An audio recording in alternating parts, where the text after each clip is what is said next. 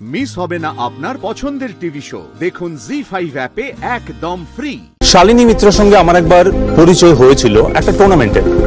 She is very talented undoubtedly, কিন্তু তার অসুস্থতা খুবই দুঃখজনক। আর তার এই অবস্থার জন্য যদি একজন বক্সার দায়ী থাকেন, আবার যে নাকি তার স্বামী, শালিনীর প্রতিভা দেশের জন্য ব্যবহৃত হলো না আরেকজন প্রতিভাবান বক্সারের জন্য, সেটা মানা যায় না। স্যার স্যার আপনাকে এইসব শুনতে হবে না, আপনি চলুন ঘরে। সেই ভালো, একটা ব্যাপার নিয়ে হেরা নিজেদের মতো মানে বার করে নেয়।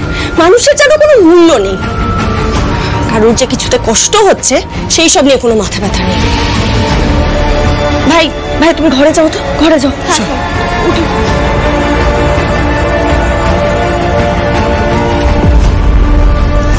ঘরে গেলেই কি আলোচনা থেমে যাবে পারমিতা? এই তো লাবুকে নিয়ে মন্দিরে গেছিলাম নাম গান শুনতে, সেখানে গিয়েও শুনছি সেই একই আলোচনা। মা আবার কেন এসব কথা তুলছো? কি মুশকিল লাবু, আমি কেন কথা তুলতে যাব? দেখ না টিভিতে কি বলছে, দেখ। এদের কি কিছু বলতে পারবি না? পাড়া প্রতিবেশীদের থামাতে পারবি? রোহিত রায়চৌধুরীর বিরুদ্ধে যে অভিযোগ, মানে শালিনী মিত্রকে বিয়ের প্রতিশ্রুতি দিয়ে তিনি সেই প্রতিশ্রুতি রাখেননি, তার ফলে শালিনী মিত্র মানসিক আঘাত পেয়েছেন। বন্যায় ভেসে যাওয়ার পর যখন শালিনী মিত্রকে উদ্ধার করা হয়, তখন তিনি আর নিজের মধ্যে নেই। এই যে সব ঘটনা, এর ব্যাখ্যা কি? মানে আপনার অভিজ্ঞতায় কি বলছে? এরকম ঘটনা দেখেছেন আপনি? হ্যাঁ দেখেছি, অহরহই দেখছি। মেয়েরা অধিকাংশ ক্ষেত্রে কোনো না কোনো পুরুষের উপর নির্ভরশীল হয়ে পড়ছেন। তাদের ভালোবাসার মানুষটি যখন তাদের থেকে সরে যান, তারা ভয়ঙ্করভাবে আঘাত পান। নির্ভরশীলতার জায়গায় আঘাতটা লাগে, আর তার ফলে বিশ্বাসের ভিতটা নড়ে যায়। আমি আমার তরফ থেকে এই ধরনের ঘটনার তীব্র নিন্দা করছি। একজন প্রতিভাশালী বক্সারের এই রূপ পরিণতি খুবই নক্কারজনক। আমরাও তীব্র নিন্দা করছি এই ঘটনা। আমাদের মধ্যে উপস্থিত আছেন অলোকানন্দা সেন, বিখ্যাত মনোরোগ বিশেষজ্ঞ। ম্যাডাম, এই ঘটনার প্রেক্ষিতে আপনার কি মতামত? দেখুন, প্রতিশ্রুতি কিন্তু একটা বড় বিষয়।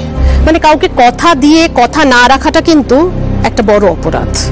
আমি আপনাকে বললাম যে 10,000 টাকা দেব, আপনি সেইভাবে প্ল্যানিং করলেন, তারপর আমি টাকাটা আপনাকে দিলাম না, তাহলে আপনার যে প্ল্যানিংটা ছিল সেটা তো নষ্ট হয়ে গেল, আর সেটার একটা শক আপনার লাগবে, তাই তো?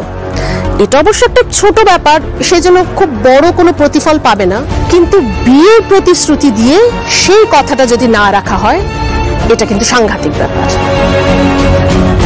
সত্যি এরা মাত্রা ছাড়িয়ে যাচ্ছে একেবারে। পাবলিক অ্যাংরি, এবার যদি ওই হাউসে এসে চড়াও হয়, ও মাই ফাদার। মা কেন এসব ভাবছো বলো তো? এমনটা তো আগেও হয়েছে তমাল, সেই জন্যই তোর মা ভাবছে। দিদি তুমি কি চাও?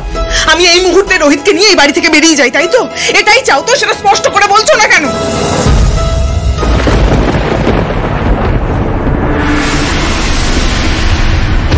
এই কথাটা বলতে মুখে বাঁধলো না মেজো বউ? এত যন্ত্রণা সহ্য করে বসে আছি, তাও এই কথা তোমার মুখ থেকে বের হলো? জি5 ডাউনলোড করুন আর সব এপিসোড দেখুন একদম ফ্রি।